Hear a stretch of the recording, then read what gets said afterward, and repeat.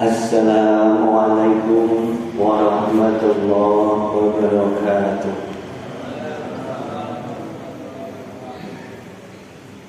Alhamdulillahilladzi azhaba 'anil hasan. Inna rabbi laghafurun syakur. Asyhadu an la ilaha illallah wa asyhadu anna Muhammadar Rasulullah. Allahumma salli wa sallim wa barik ala Muhammadin wa ala alihi wa ashabihi ajma'in. Bapak Ibu jamaah salat subuh Masjid Kiai Haji Ahmad Dahlan yang berbahagia, bersyukur kita karena karunia Allah yang tiada terkira, yang berupa kenikmatan sehat, sempat, lebih-lebih iman dan takwa, sehingga bisa menghantarkan kita di dalam ketaatan. Salah satunya kita bisa menjalankan jamaah sholat subuh, kemudian thalabul ilmi. Semoga ini menjadi awal dari catatan harian kita yang mengantarkan kita kepada kebaikan dunia dan akhirat. Ada seorang ahli hikmah mengatakan hidup ini ibarat buku. Maka mari kita mulai menuliskan dengan hal-hal yang baik. Insya Allah lembaran kita hari ini sudah kita tulis dengan yang baik. Semoga ini menjadikan buku kita ini menjadi tema yang akan dikenang oleh seluruh manusia dan dibanggakan Allah di hadapan para malaikatnya. Allahumma amin. Bapak Ibu yang kami hormati, kadang seseorang itu ditentukan oleh bagaimana ia menghadapi masalah. Sehingga sahabat Ali bin Abi Thalib itu pernah mengatakan, didiklah anakmu sesuai dengan zamannya. Karena kehidupan kita ini berbeda-beda sesuai dengan zamannya. Kalau saya itu guru matematika, Pak. Suatu ketika saya memberi soal yang sangat sulit. Kalau SMA itu soal yang paling sulit namanya integral, Pak. Kalkulus. Saya kasih soal yang sangat sulit, tapi boleh menyelesaikan apa saja caranya, bagaimanapun bisa. Kalau zaman saya dulu itu sudah merupakan usaha yang sangat berat. Ternyata anak-anak itu tinggal maju, difoto soalnya, masuk ke dalam AI, tidak sampai 2 menit selesai. Berarti kan matematika itu sekarang tidak perlu. Bagaimana menjelaskan orang itu bisa menyelesaikan soal. Karena yang paling penting dari matematika itu sebenarnya bagaimana orang bisa mematematikkan kehidupan. Kan sangat berbeda sekali dengan kehidupan saya zaman dulu. Ketika saya tahun 86 masuk SMA, orang tuh ditentukan oleh kepandaiannya bagaimana dia bermatematika, IPA, bahasa Inggris. Sekarang untuk masuk perguruan tinggi itu tidak perlu semua kayak gitu. Baru saja kan pengumuman SNBT tanggal 22 kemarin. Itu soalnya tidak ada soal seperti saya dulu.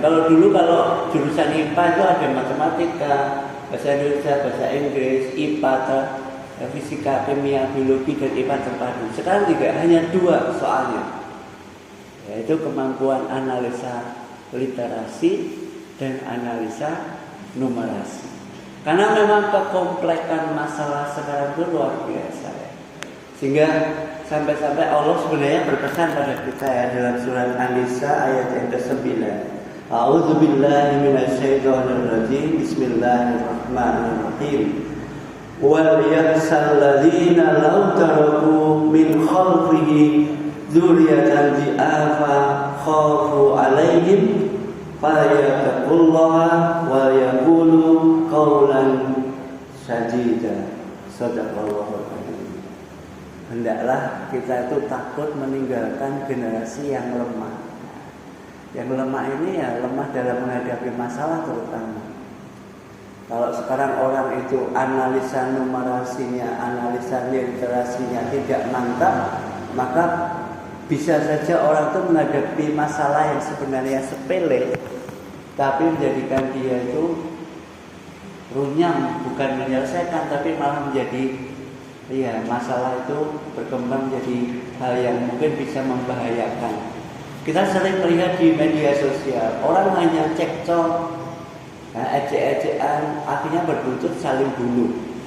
Orang hanya utang mungkin 100 atau 200 ribu, tapi bisa menjadi pembunuhan dan lain sebagainya. Karena memang menyelesaikan masalah sekarang itu perlu kekomplekan yang sangat kuat. Pada Hari Pendidikan Nasional yang lalu 20 Mei itu Kementerian sebenarnya sudah mencanangkan bagaimana kita bisa meningkatkan kemampuan literasi dan numerasi bangsa ini. Karena memang semuanya ini berujung pada dua masalah ini. Sehingga seseorang itu sekarang bagaimana ia bisa menyelesaikan masalah dengan kemampuannya mengolah secara ilmiahnya literasi dan numerasi, itu menjadikan dia menjadi orang yang bisa menghadapi berbagai masalah. Sebab kalau salah menghadapinya bisa sangat berbahaya. Ada sebuah kisah gini. Ada seekor ular. Ular ini jalan-jalan. Suatu ketika dia menyenggol gergaji. Dia terluka sebenarnya. Tapi ular ini makhluk yang sangat merasa dirinya itu hebat. Sudah besar, kuat, dan punya bisa yang mematikan. Karena egonya itu, dia marah kesenggol mata gergaji itu. Maka digigitlah gergaji itu. Kira-kira nek ular menggigit gergaji, yang kalah ularnya atau gergajinya? Tentu saja mulutnya robek. Tetapi bukan ular ini jadi reda kemarahannya. Dia bahkan menjadi lebih marah. Maka dililitlah gergaji tadi. Semakin kencang melilit, semakin lukanya makin banyak. Pada akhirnya ular ini mati. Karena dia kurang wawasan dalam menghadapi masalah. Ini yang namanya, bahasa kita namanya kemampuan analisa literasi. Terus dua hal ini yang dicanangkan oleh kementerian kita, Kementerian Pendidikan, bagaimana sekarang mencanangkan anak itu tidak harus pandai semua mata pelajaran. Ini yang kita sebut dengan kurikulum merdeka. Tetapi orang itu harus pandai menganalisa setiap permasalahan. Bagaimana menghubungkan satu masalah dengan masalah yang lain, sehingga tepat penyelesaian. Allah pun tadi dalam surat Ali Imran sudah menyampaikan, Zuribat alaihi mujillah aina masukifu illa bihabli minallah wa habli minannas. Jadi orang itu akan senantiasa hina jika dia tidak bisa menghubungkan permasalahan dengan Allah dan permasalahan dengan manusia. Hablu minallah dan hablu minannas. Ini juga termasuk kaitannya literasi dan numerasi. Nah, Bapak Ibu yang kami hormati, apa itu kemampuan numerasi? Pada prinsipnya kemampuan numerasi itu bagaimana kita menganalisa sehingga kita tepat dalam perhitungan melibatkan angka. Karena apa? Hidup ini tidak bisa kita terlepas dari hitung-hitungan angka. Kalau orang Jawa punya istilah yang tepat supaya orang itu memiliki kemampuan numerasi. Jadi orang dadi wong ngono aja hitungan. Tapi dadi wong sing kebak petung. Dadi wong ngono aja hitungan, ning dadi wong sing kebak petung. Kalau hitungan itu sedikit-sedikit dikaitkan dengan nominal atau dia lebih yang namanya materialisme. Apa-apa itu berkaitan dengan harus ada yang berbalas ya, dengan materi. Ini namanya hitungan. Tapi kalau kebak petung itu semuanya dipertimbangkan dengan kalkulasi yang tepat sehingga menghasilkan solusi yang terbaik. Ini namanya orang yang kebak petung. Nah, orang yang kebak petung itu namanya orang yang ahli numerasi. Di kampung saya ini baru ada permasalahan. Jadi tahun kemarin Kampung Beladu itu kan korbannya agak banyak. Kalau nggak salah sapinya 6 atau 4, kemudian kambingnya 18. Tahun ini mungkin karena ekonominya menurun, sapinya itu 3, kemudian kambingnya itu ada 10. Tetapi permasalahannya bukan pada jumlahnya itu. Di kampung kami jumlah anak kos itu ada 648. Kenapa saya tahu? Karena saya biasa bagian distribusi. Penduduk asli jumlahnya hanya 435 jiwa. Kalau kemarin kita bagi, pokoknya bagian anak kos itu separuh dari bagian penduduk asli. Nah sekarang masalahnya jumlah sapinya menurun hampir separuhnya. Kemarin anak-anak kos itu kan menghabiskan hampir 1,5 sapi istilahnya kalau dihitung. Nah sekarang kemarin dalam rapat terjadi perdebatan. Dikasih tidak anak kos? Kalau dikasih, ya kita mungkin tidak dapat nanti yang bagian panitia, kemudian penduduk asli berkurang sangat banyak. Kemudian perdebatannya tidak usah dikasih karena mereka tidak bermukim di sini selamanya, hanya sesaat. Tapi ada yang berpendapat, loh kita kan hari raya melibatkan ibadah dan sosial. Perlu kan dikasih, kalau dikasih nanti bagiannya warga tuh berkurang sangat banyak. Nah kemudian dalam rapat panitia kemarin diputuskan tidak usah dibagi anak kos. Itu di rapat. Kemudian ketika dibalik rapat baru mereka menyadari, oh ya udah nanti dikasih, tapi seadanya aja. Karena memang hari raya ini kan hari raya sosial, harusnya semuanya bisa merasakan. Bagaimana kita rasanya kalau kita masak-masak anak kos yang jumlahnya lebih banyak dari warga tidak merasakan. Nah, ini perlu analisa literasi yang luas. Bagaimana harus mendapatkan semuanya adil, karena memang korban itu kan mengajarkan kita keadilan, keseimbangan, dan manfaat.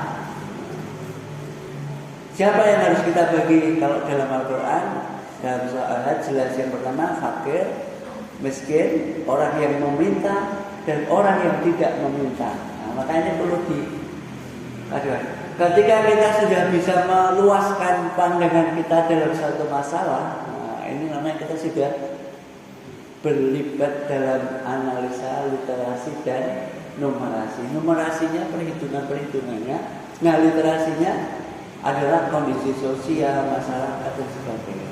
Kalau ini tidak diselesaikan dengan analisa yang tepat, maka bisa jadi yang penting kan kita tahu ya korban warga kita.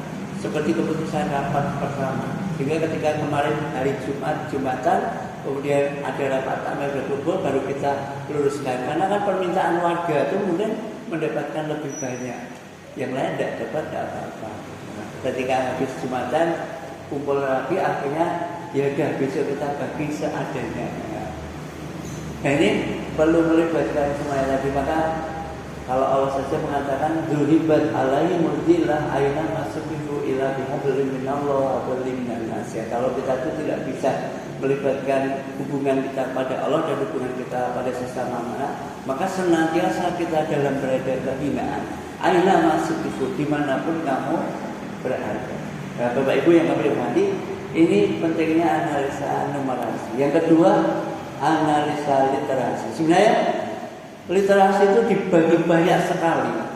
Ya mungkin kita belum mengenal. Ada literasi di kita, ada literasi keuangan, ada literasi bahasa, literasi budaya. Intinya literasi itu kalau cara kita adalah memperluas wawasan kita.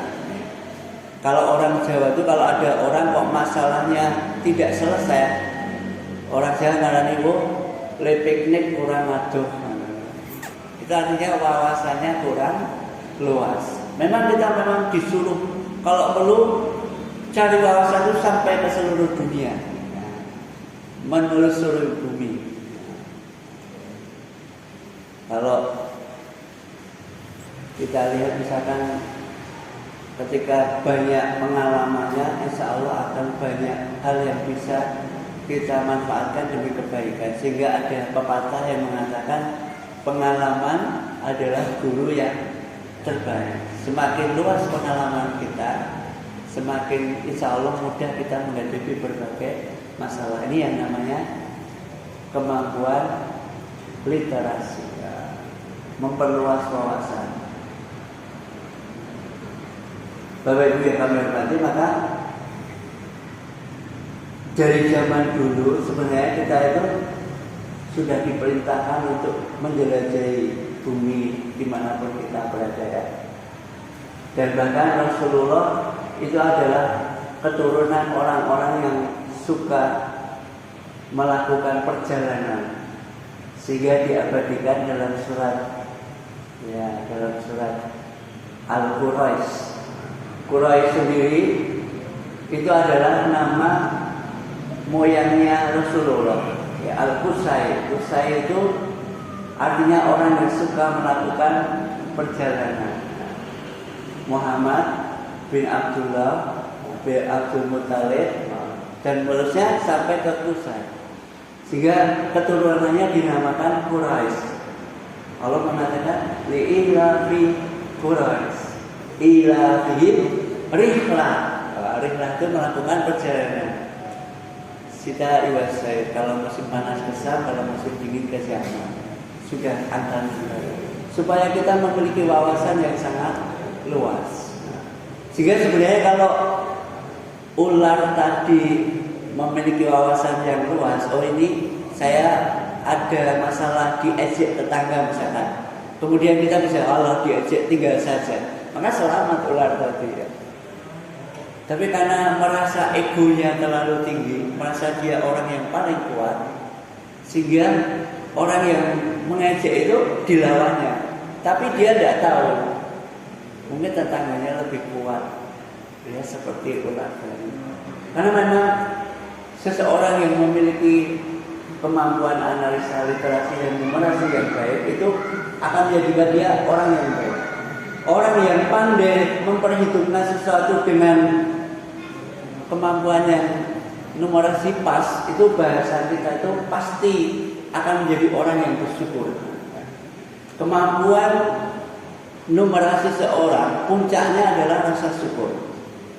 Coba kalau seseorang itu perhitungannya dengan matang, misalkan ini, Allah menciptakan kita pasti ada yang susah, ada yang bahagia, ada yang sehat, ada yang sakit, ada yang rekoso, istilahnya ada yang kepenak. Coba kalian kalkulasikan misalkan, selama hidup ini lebih banyak mana sehatnya dengan sakitnya, lebih banyak mana punya duitnya atau tidak punya duitnya, lebih banyak mana susahnya atau senangnya, lebih banyak mana mudahnya atau sulitnya. Ketika kita pandai berhitung seperti itu, pasti ujung-ujungnya alhamdulillahirabbil alamin. Orang yang ahli numerasi ujungnya pasti menjadi orang yang bersyukur. Orang yang bersyukur itu baik di mata Allah.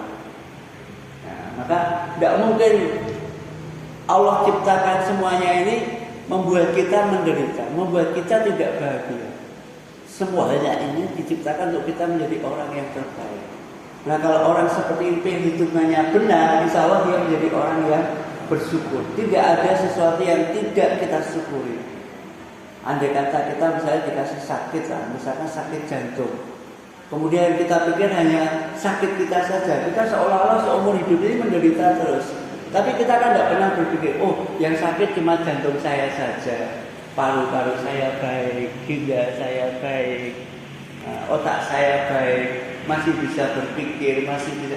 Pasti dia akan bersyukur karena lebih banyak sehatnya ternyata. Dan sakit jantungnya mungkin baru berapa tahun ya. Pada sehatnya sudah berapa tahun misalkan. Karena orang yang pandai numerasi, insya Allah ujung-ujungnya menjadi orang yang bersyukur. Dan orang yang bersyukur ini sangat dicintai oleh Allah. Sedangkan orang yang pandai numerasi, ujung-ujungnya akan menjadi orang yang sabar. Semakin luas wawasannya, maka dia akan semakin lebar hatinya. Ya, maka kita diberitakan kalau hati itu selebar samudra, masalah yang sebesar apapun akan larut dalam samudra. Tapi kalau hati kita sebesar gelas, maka kena tetesan darah saja gelas itu akan menjadi merah. Tapi kalau hati kita seluas samudra, seluruh sampah dari sungai itu berujung ke samudra, samudra airnya tetap bersih. Karena itulah yang namanya sabar. Semakin wawasan kita luas, insya Allah hati ini semakin lapang bisa menyelesaikan. Dan orang yang pandai numerasi, ujung-ujungnya menjadi orang yang sabar pasti.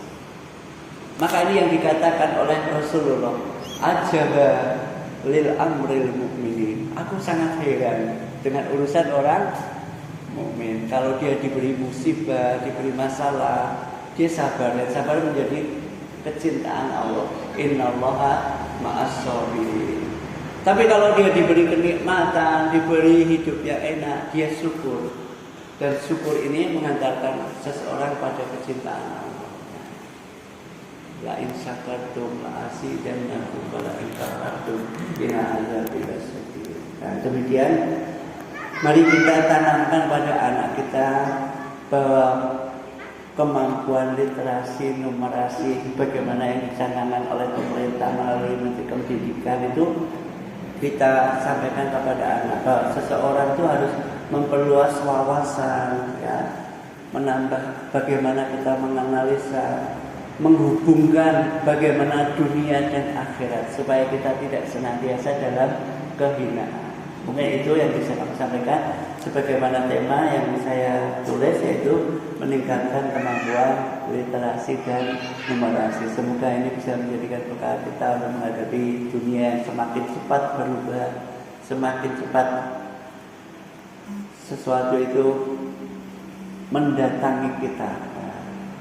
Ojo kagetan, ojo ojo gumunan. Ini yang menjadikan kita bisa menyelesaikan berbagai permasalahan. Lebih kurangnya kami mohon maaf. Bila hidayah taufik. Assalamualaikum warahmatullahi wabarakatuh.